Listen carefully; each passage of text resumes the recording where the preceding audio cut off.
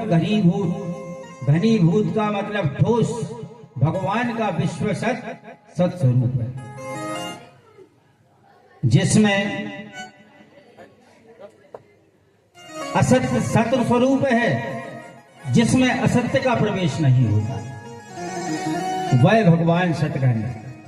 चित्त, चित्त कहते हैं ज्ञान को, भगवान चित्तघन है, माने ज्ञान घन, जिनके भीतर अज्ञान का किंचित मात्र भी प्रवेश नहीं होता।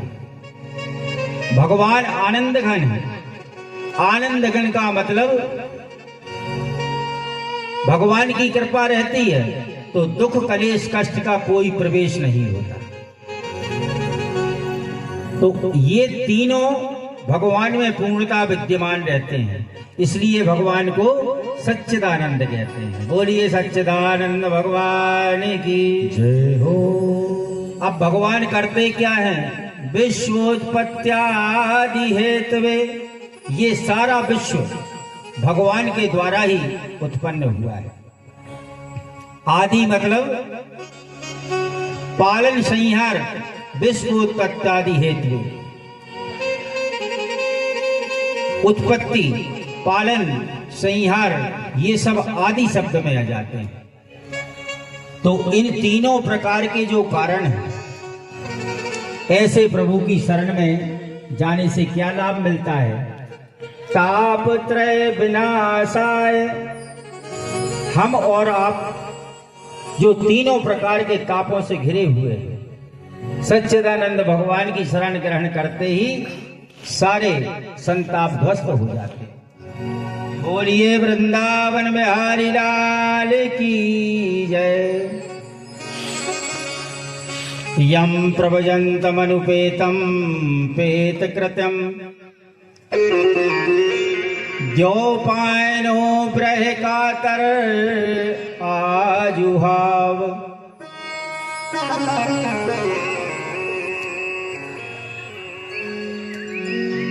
तो भैया कल्याण के लिए हम भगवान की कथा श्रवण करने के लिए बैठे हैं। तो कहा है कि यह भागवत ज्ञान गंगा भगवान ने स्वयं अपने मुखारविंद से प्रकट की। मुखारविंद से जो गंगा भगवान ने प्रकट की है उसका नाम क्या है? भागवत। और भागवत का अर्थ क्या है? भगवता प्रोक्तम भागवतम।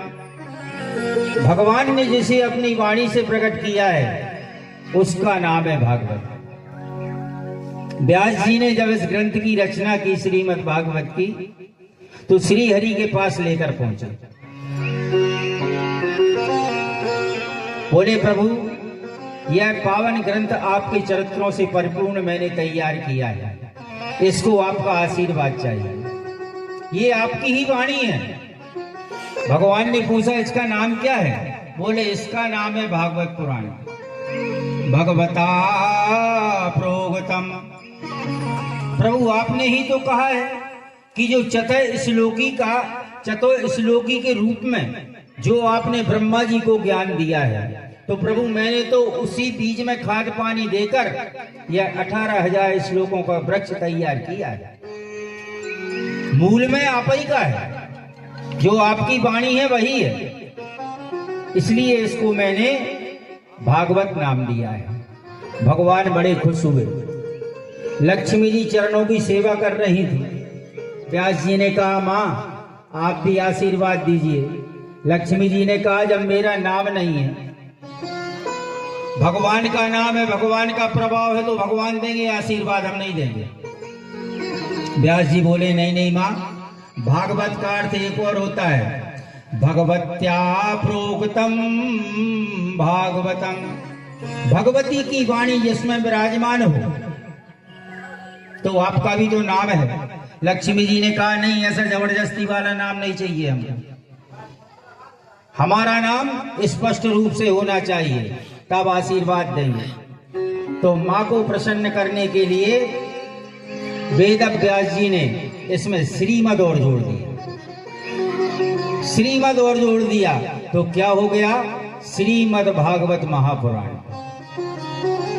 तो पहले तो केवल भागवत पुराण था, और जब श्री जी का श्रीमद का नाम और जोड़ गया तो हो गया श्रीमद् भागवत महापुराण। बोलिए श्रीमद् भागवत महापुराण की जय हो।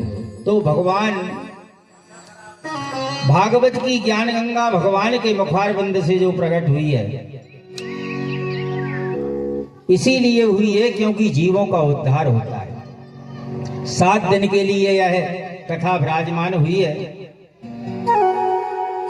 नैमिषारण्य की पुण्य भूमि में विराजमान होकर शौनकादि ऋषियों ने सूत जी महाराज से प्रश्न किए हैं नैमिषारण्य की पुण्य भूमि में। तो भैया नैमिषारण्य की पुण्य भूमि पावन क्यों मानी जाती है? नैमिषारण्य क्या है? अनिमिषिक क्षेत्र है, भगवान नारायण का क्षेत्र है, श्री हरि का क्षेत्र है।